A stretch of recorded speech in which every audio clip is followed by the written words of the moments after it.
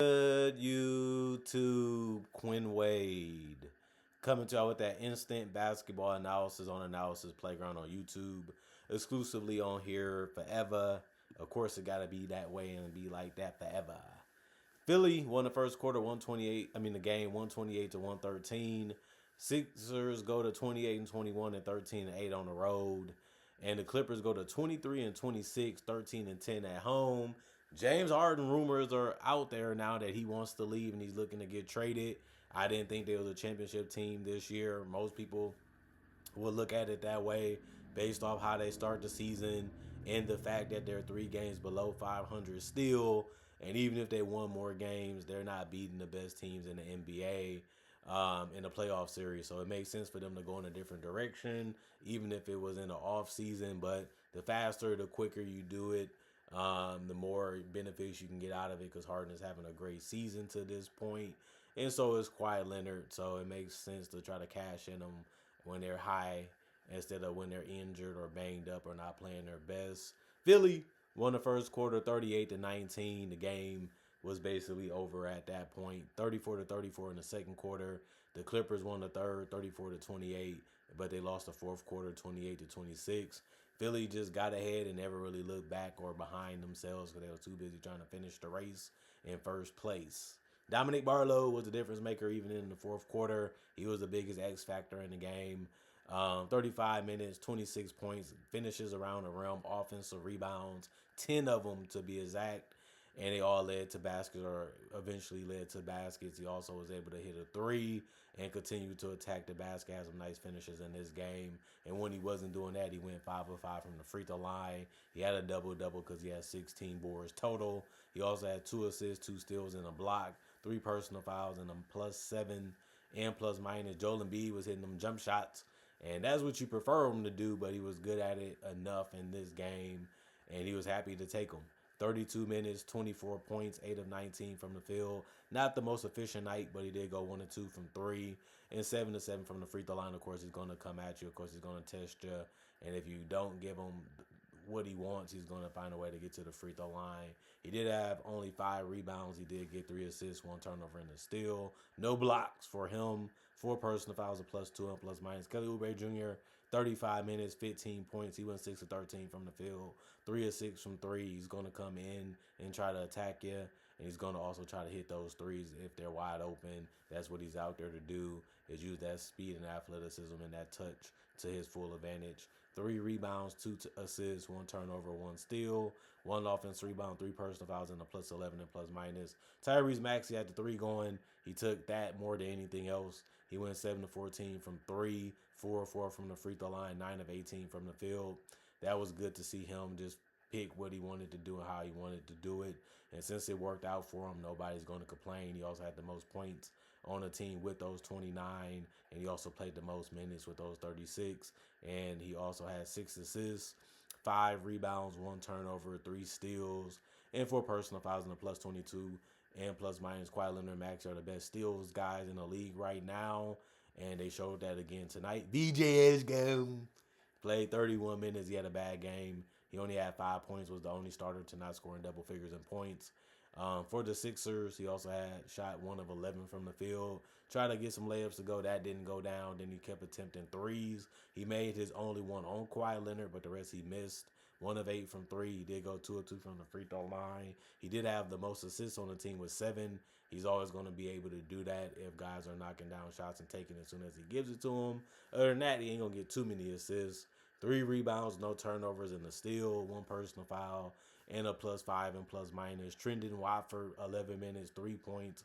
He went 1 of 2 from the field. He missed his only 3. He went 1 of 2 from the free throw line. He had 1 rebound, 1 assist, and no turnovers. He also had 1 personal foul, and he finished as a +3 and plus minus. Jabari Walker played 2 minutes. He missed his only shot, and he did get 1 rebound, 1 assist, and no turnovers. He also had no personal fouls. It was a +2 and plus minus. Adam Bona, he got a block that was really good in this game, especially late in the fourth quarter. Other than that, he did finish with 2. He also had 1 assist, 3 boards, and no turnovers. He went 3 or 4 from the field. Of course, he's going to score as close as he can to that basket, and that was good enough to give him 6 points in 16 minutes. He had 3 offensive rebounds, which was all his boards, and he had 3 personal fouls and was a plus 13. And plus minus, Quentin Grimes was able to mix it up a little bit. He was able to drive, had a nice dunk. And this one also went 2 of 5 from three, 2 of 2 from the free throw line, 5 of 8 from the field for 14 points. The only guy to get in double figures in the statistical category off the bench. And he also was the only guy to score in double figures off the bench in points. He also played the most minutes off the bench with 28.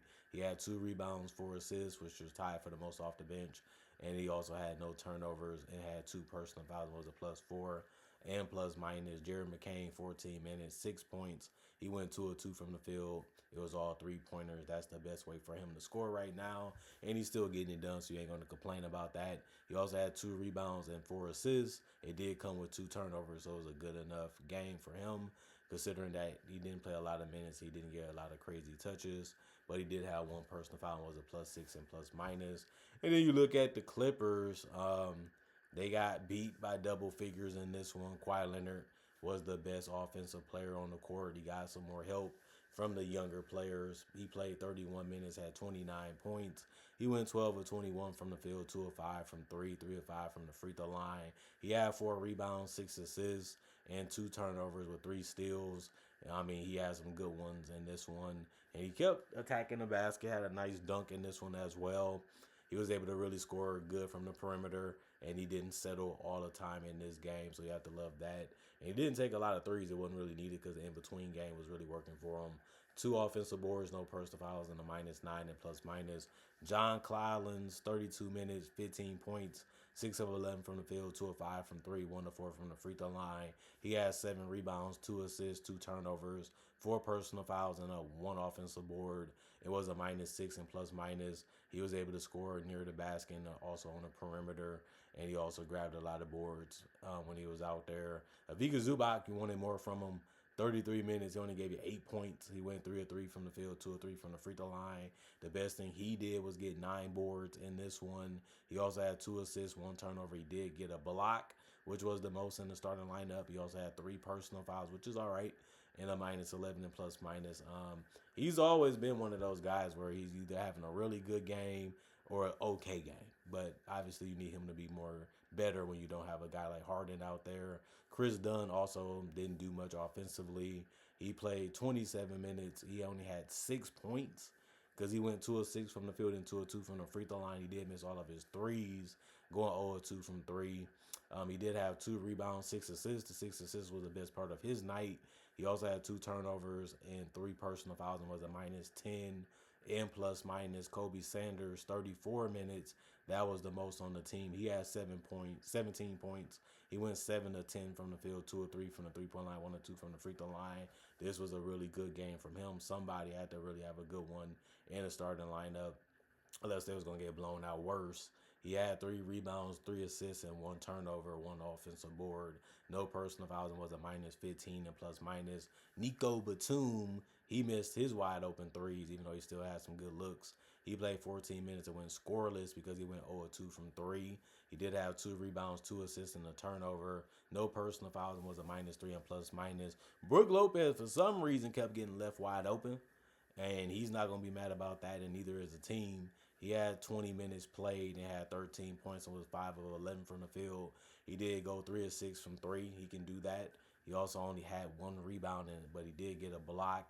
He also had 1 assist and a turnover. He almost fouled out in this one with 5 personal fouls. He was the only person that came close, but he didn't.